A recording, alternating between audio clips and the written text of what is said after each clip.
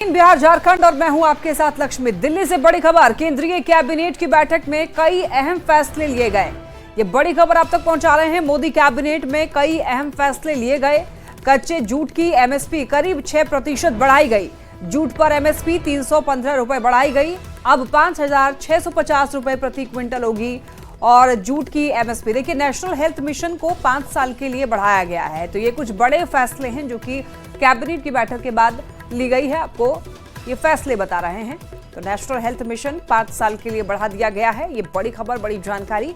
वहीं कच्चे जूट की एमएसपी भी बढ़ाई गई है। 6% एमएसपी बढ़ा दी गई है कच्चे जूट पर। और आपको बताते चलें कि जूट पर एमएसपी 315 रुपए बढ़ाई गई है, यानी कि अब 5,650 रुपए प्रति क्विंटल होगी जूट की एमएसपी।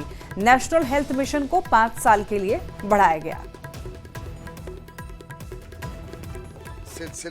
सिलसिला इसका भी लगातार चालू है। ट्यूबरकुलोसिस की लड़ाई में इस सरकार ने बहुत महत्वपूर्ण कार्यक्रम और देश में हर एक व्यक्ति तक इसकी जागरूकता पहुंचे, इस पे माननीय प्रधानमंत्री जी ने बहुत जोर दिया।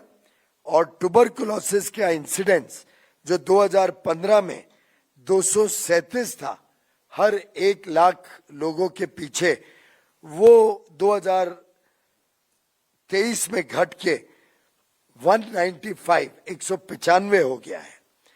इसी के साथ साथ जो ट्यूबरकुलोसिस का मॉर्टेलिटी रेट है वो भी घट के 28 से 22 रह गया है। इसी दौरान 1,56,000 निक्षय मित्र वॉलंटियर्स आज 9,40,000 टीबी पेशेंट्स को प्रधानमंत्री टीबी मुक्त भारत अभियान के तहत सहायता दे रहे हैं। एक बड़ा अच्छा संजोग है कि जो आयुष्मान आरोग्य मंदिर केंद्र प्रधानमंत्री नरेंद्र मोदी जी ने देश भर में बनाने के लिए जो प्रयास किया। कटिहार से एक बड़ी खबर, अहमदाबाद नाव हादसे में देखिए बड़ा अपडेट आया है। एक शव बरामद किया गया है, 6 लोग अभी भी लापता बताया जा रहा है। आपको बता दें कि देखिए मुकेश मंडल के रूप में इनकी पहचान हुई है। 19 जनवरी को अहमदाबाद में यह हादसा हो गया था और अब तक 4 लोगों की मौत हो चुकी है, लेकिन कई लोगों का अभी भी फिलहाल पता नहीं चल पाया है। एक शव की बरामदगी हुई है, 6 लोग अब भी लापता हैं। मुकेश मंडल के रूप में पहचान हुई है। और अहमदाबाद में देखिए दरअसल यह हादसा हो गया था 19 जनवरी को। अब तक 4 लोगों की मौत हो चुकी है, कई लोग लापता हैं और लापता लोगों को तलाशने की कोशिश जो है लगातार जारी है। एसडीआरएफ एनडीआरएफ की टीमें जो है लगातार तलाश रही है लापता लोगों को, लेकिन फिलहाल अभी तक कुछ भी पता नहीं चल पाया उनका। एक शव की बरामदगी जरूर हुई है और लगातार पुलिस प्रशासन भी खोजबीन में जुटा हुआ है।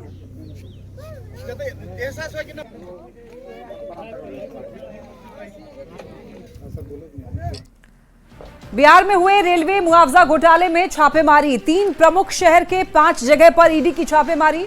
बिहार के पटना और नालंदा में ईडी की छापेमारी। कर्नाटक के मंगलुरु में भी ईडी का सर्च ऑपरेशन। रेलवे कर्मचारियों के नाम पर घोटाला हुआ है। फर्जी कागजात से 100 करोड़ से भी अधिक का घोटाला है। न्यायिक अधिकारी और वकील ईडी के निशाने पर हैं। रेलवे के जज आर.के. मित्तल, वकील बीएल सिंह पर भी जांच।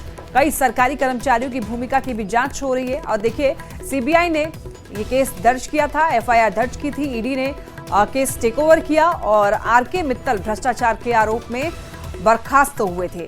वहीं देखिए सीजेआई रंजन गोगोई की बेंच ने दरअसल कार्रवाई के आदेश दिए थे और सुप्रीम कोर्ट के निर्देश पर सीबीआई ने मामला दर्ज किया था। तो ये बड़ी खबर आप तक पहुंचा रहे हैं। आर.के. मित्तल पर भ्रष्टाचार का आरोप जो है वो हटा है। सीजेआई रंजन गोगोई के बेंच के निर्देश पर दरअसल ये केस दर्ज किया गया था। 3 प्रमुख शहर के 5 जगह पर ईडी की छापेमारी। बिहार के पटना और नालंदा में ईडी की छापेमारी। तो देखिए रेलवे मुआवजा घोटाले में छापेमारी हुई। 3 प्रमुख शहर के 5 जगहों पर ईडी ने छापेमारी की। बिहार के पटना और नालंदा में भी ईडी की छापेमारी। इधर कर्नाटक की बात करें तो कर्नाटक के मंगलुरु में भी ईडी का सर्च अभियान। रेलवे कर्मचारियों के नाम पर घोटाला हुआ।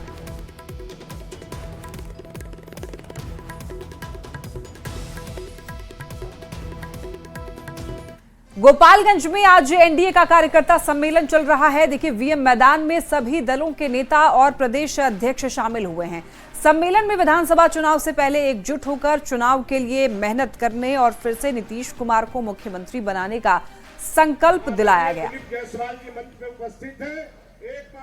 के वीएम मैदान में एनडीए का कार्यकर्ता सम्मेलन इस वक्त शुरू हो चुका है। इस वक्त बीजेपी के जो प्रदेश अध्यक्ष हैं डॉक्टर दिलीप जायसवाल, जेडीयू के प्रदेश अध्यक्ष उमेश कुशवाहा के अलावा मंत्री सुनील कुमार, मंत्री जनक राम समेत सभी दलों के यहाँ पर प्रदेश अध्यक्ष और जो मंत्री हैं वो यहाँ पहुंचे हुए हैं। और एनडीए का ये विधानसभा जो चुनाव होना उससे पहली कार्यकर्ता सम्मेलन है और इस कार्यकर्ता सम्मेलन को ऐतिहासिक बनाने के लिए एनडीए की ओर से पूरी कोशिश की गई है। लेकिन जिस तरह से कड़ाके की ठंड है और इस ठंड में जो कार्यकर्ताओं का उत्साह है वो देखते हुए बन रहा है। देख सकते हैं आप, ये वीएम मैदान जो है वो कार्यकर्ताओं से पूरी तरह से भर चुका है। खासकर जो महिलाएं हैं और जो युवा लोग हैं और बुजुर्ग जो हैं वो यहाँ पर पहुंचे हुए। सभी दलों के जो कार्यकर्ता हैं वो इस वक्त इस सम्मेलन में पहुंचे हुए हैं और ये मैसेज देने की कोशिश की जा रही है कि जो विधानसभा चुनाव होगा 2025 का, उससे पहले एनडीए किस तरह से मजबूत है और सभी दल एकजुट होकर एक मंच पर कैसे पहुंचे हुए हैं। तो ये तमाम इस वक्त कार्यकर्ता हैं जो एनडीए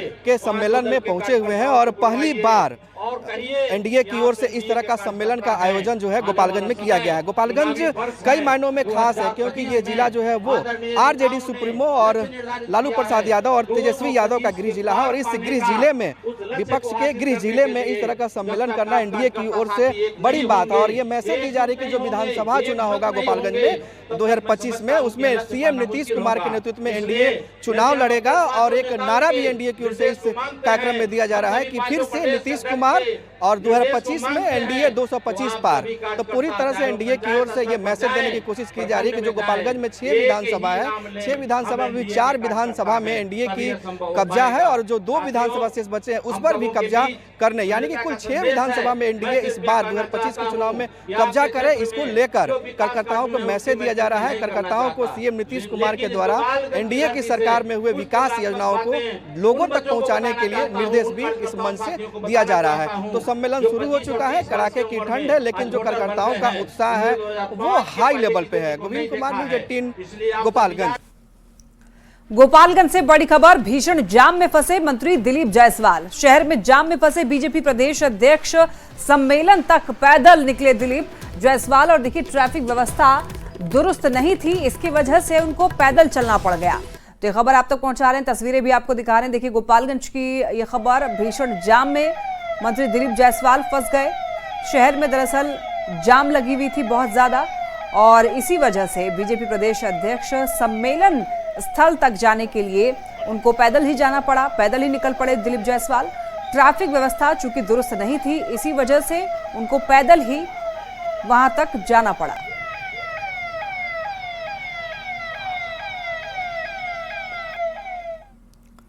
ग्रामीण विकास मंत्री श्रवण कुमार ने एक बार फिर तेजस्वी यादव पर निशाना साधा है। श्रवण कुमार ने कहा कि आज शान के साथ बिहार के लोग बिहारी होने की बात कहते हैं, लेकिन तेजस्वी के माता पिता के कार्यकाल में बिहारी कहलाना अपमान हो गया था। पहले बिहार आने में लोग डरते थे, आज बिहार आना सौभाग्य की बात है। और माननीय मुख्यमंत्री जी ने लोकसभा के स्पीकर आदरणीय ओम बिरला साहब से राजभवन में जाके उनसे मुलाकात की, उनसे बातचीत की और वर्तमान और भविष्य की परिस्थितियों पर चर्चा की। तो माननीय मुख्यमंत्री जी भले ही नहीं हो, लेकिन उनकी पूरी सरकार, पूरा प्रशासन और जो भी व्यवस्था की गई है वो सरकार की तरफ से की गई है। और जितने भी पीठासीन पदाधिकारी अनेक राज्यों से आए हैं, उनको हर प्रकार की सुविधा, हर प्रकार का सम्मान देने का काम यहाँ पर किया गया है, उसमें कोई दिक्कत नहीं। आरजेडी में सब कुछ ठीक नहीं चल रहा है। पहले प्रदेश अध्यक्ष जगदानंद सिंह ने पार्टी से दूरी बना ली, अब प्रदेश उपाध्यक्ष शोभा प्रकाश कुशवाहा ने पार्टी छोड़ने का फैसला कर लिया है। कल शोभा प्रकाश कुशवाहा आरजेडी से इस्तीफा देने जा रही हैं। इस्तीफे के बाद शोभा प्रकाश जेडीयू में शामिल होंगी। तो देखिए, प्रदेश उपाध्यक्ष आरजेडी छोड़ेंगी और कहा जा रहा है कल जेडीयू में शामिल हो सकती हैं शोभा प्रकाश। तो इससे पहले आपको बताते चलें, जगदानंद सिंह ने भी पार्टी से दूरी बना ली।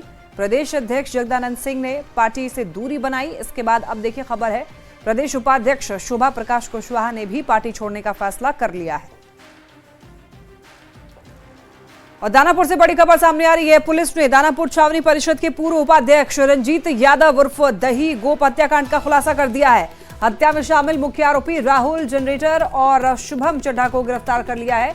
बताया यह जा रहा है कि राहुल जनरेटर के पिता की हत्या हुई थी और उसे हत्या में दही गोप के शामिल होने का शक था और इसीलिए उसकी हत्या कर दी।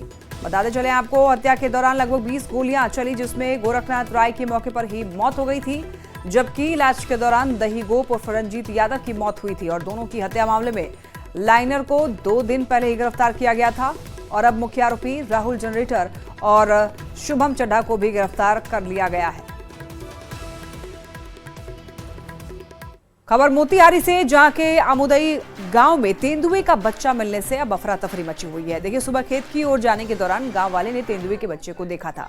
गांव वालों ने तेंदुए के बच्चे को पकड़कर पिंजरे में डाल दिया। ग्रामीणों ने वन विभाग को इसकी सूचना दी, जिसके बाद वन विभाग तेंदुए के बच्चे का रेस्क्यू करके अपने साथ ले गया, लेकिन गांव में दहशत का माहौल बना हुआ है।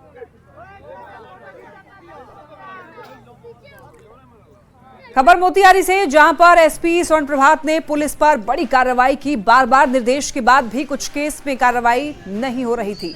एसपी ने ऐसे 104 पुलिस पदाधिकारी का वेतन तत्काल प्रभाव से रोक दिया।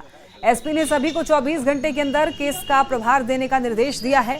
एसपी की कार्रवाई के बाद में अब पुलिस महकमे में हड़कंप मचा हुआ है।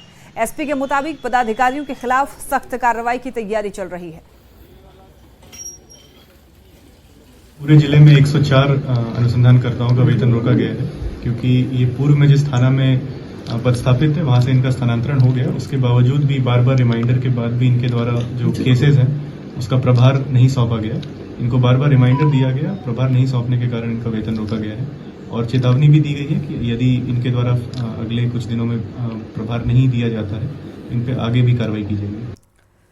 सासाराम में अतिक्रमण को लेकर विशेष अभियान चलाया गया। शेरशाह मकबरा की ओर जाने वाली सड़क को अतिक्रमण से मुक्त कराया गया और अतिक्रमण कर रहे फुटपाथ दुकानदारों को वेंडर जोन में दुकान लगाने का निर्देश दिया गया।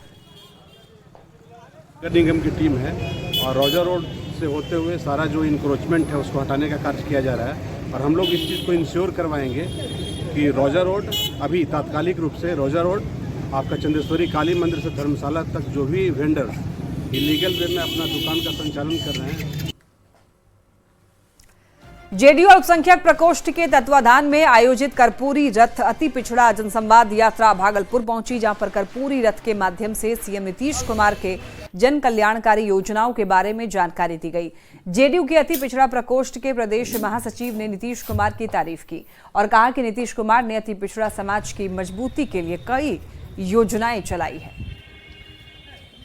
माननीय मुख्यमंत्री जी ने 19.5 वर्षों के शासनकाल में जो बिहार में विकास की बहार लाई है, जिससे हर वर्ग हर तबका अपने आप को गौरवान्वित महसूस करता है।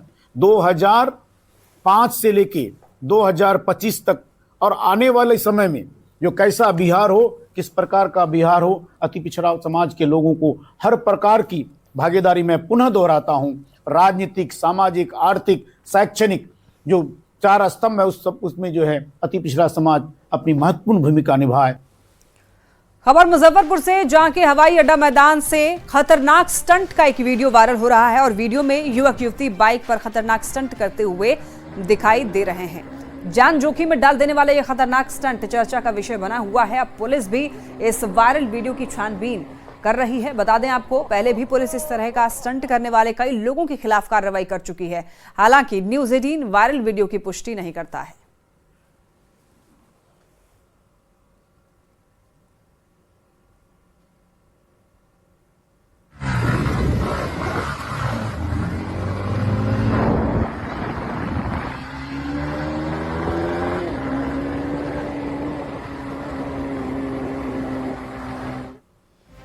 छपरा से बड़ी खबर, मकेर थाना के दारोगा रवि रंजन बर्खास्त हुए हैं। कारोबारी से लूट मामले में बर्खास्त रवि रंजन पर कई गंभीर आरोप लगे थे। ज्वेलरी कारोबारी से 32 लाख छीनने का आरोप है। मकेर थाना के दरोगा बर्खास्त कर दिए गए। छपरा से ये बड़ी खबर। कई सारे गंभीर आरोप लगे दरोगा रवि रंजन पर और इसी वजह से रवि रंजन बर्खास्त किए गए। 32 लाख एक ज्वेलरी कारोबारी से 32 लाख छीनने का आरोप है।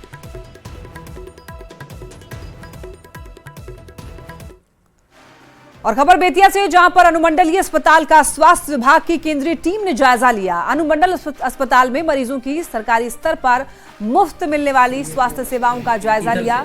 केंद्रीय टीम के निरीक्षण से अस्पताल में हड़कंप मच गया। निरीक्षण के दौरान अस्पताल के सभी विभाग के कर्मी और मरीजों से पूछताछ की गई।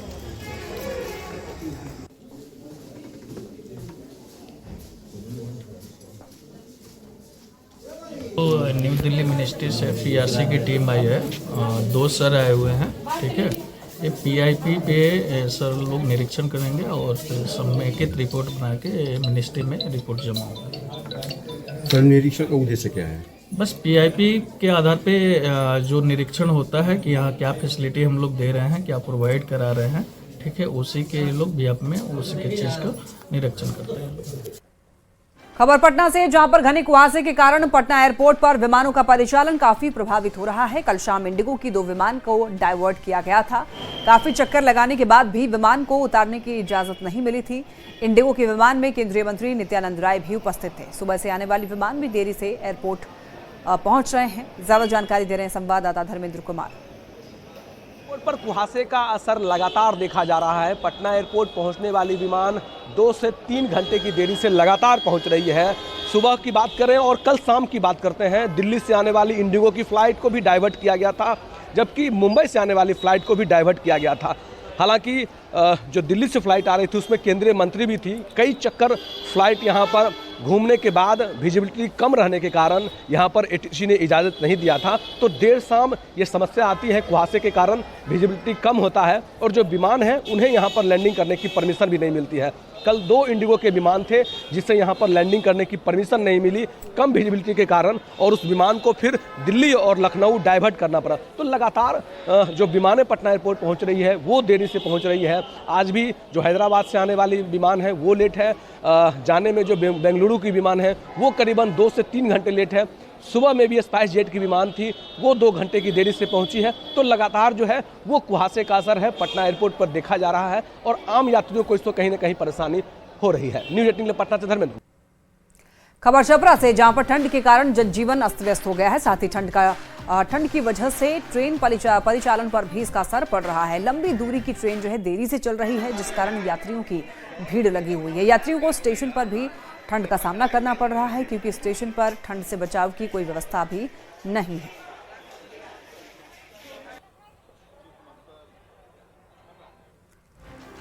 बिहार के पुलिस में जवान अभिषेक कुमार सिंह ने क्रिकेट में अपनी किस्मत आजमाने की ठान ली है। महेंद्र सिंह धोनी की बायोपिक से प्रेरित होकर के अभिषेक ने क्रिकेट की राह चुनी है। अभिषेक ने कड़ी मेहनत और लगनशीलता से रणजी ट्रॉफी में अपना स्थान बना लिया है और अब अभिषेक कुमार MS धोनी की तरह विश्व स्तर पर अपनी पहचान बनाना चाहते हैं और बिहार का नाम रोशन करना चाहते हैं। अभिषेक आजकल लगातार पटना के क्रिकेट ग्राउंड में अपने लक्ष्य को हासिल करने के लिए पसीना बहा रहे हैं।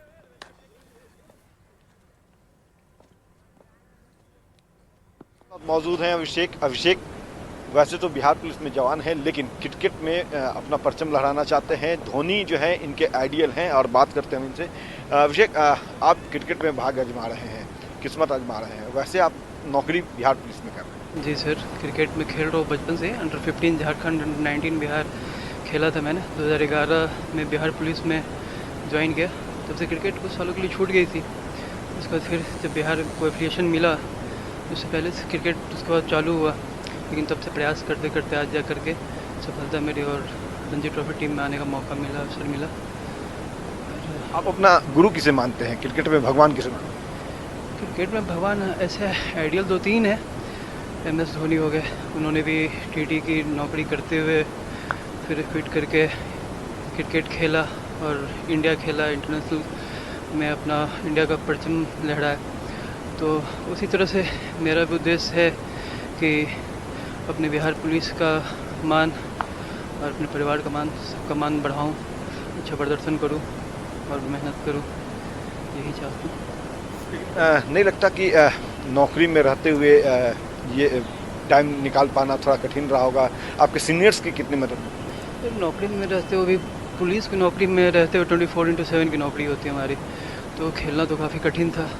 और सीनियर्स और हमारे कलीग्स जो भी हैं, उनका जब तक सहयोग प्राप्त नहीं होता तब तक खेल पाना संभव नहीं था। लेकिन फिर भी जो सहयोगी हैं, जो कलीग्स हैं और सीनियर, उनका सहयोग जो है इन्हें मिल रहा है और एक न एक दिन ये कोशिश कर रहे हैं कि अपना परचम जरूर लहराएं, अपने राज्य का, अपने विभाग का नाम रोशन करें। अमित कुमार, न्यूज़ 18 पटना।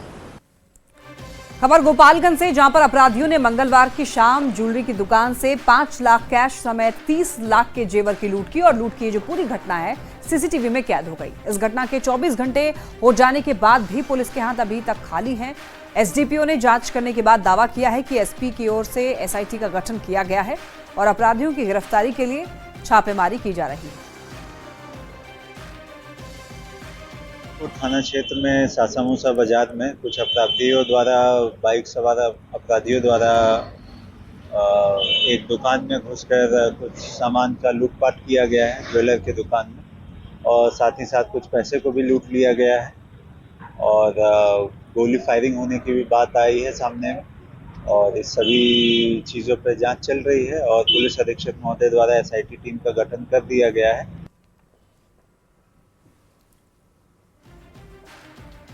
पटना समेत पूरे बिहार में ठंड का असर दिख रहा है। बढ़ती ठंड के कारण लोग मॉर्निंग वॉक पर भी नहीं निकल पा रहे हैं। पटना जू में हर दिन हजारों लोग आते हैं, लेकिन बढ़ती ठंड के कारण जू भी खाली नजर आ रहा है।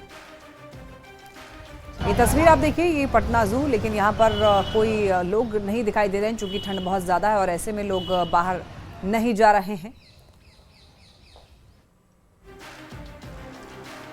मुजफ्फरपुर में बीपीएससी टीआरई 3 की काउंसलिंग शुरू हो गई है और इसे लेकर अभ्यर्थियों में खुशी का माहौल है। काउंसलिंग को लेकर अलग अलग जगह से अभ्यर्थी जो है मुजफ्फरपुर के डीआरसीसी में पहुंच रहे हैं और अपना काउंसलिंग करवा रहे हैं। हालांकि देखिए, अभ्यर्थियों का यह कहना है कि इसे बहुत पहले ही हो जाना चाहिए था। डीआरसीसी केंद्र पर अभ्यर्थियों से बात भी की गई और सभी अभ्यर्थियों ने खुशी जताई।